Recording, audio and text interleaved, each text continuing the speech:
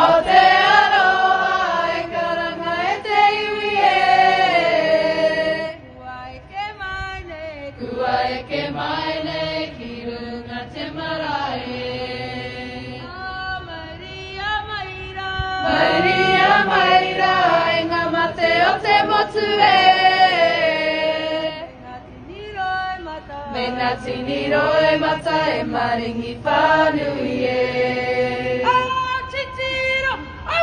Titiro e ngā iwi e ngā mai o te motu e ora ake nei e. Ruana te whenua pati pati te moana. Au e te aroha te mamai au e. Au e te aroha te mamai au e. Pati pati hi.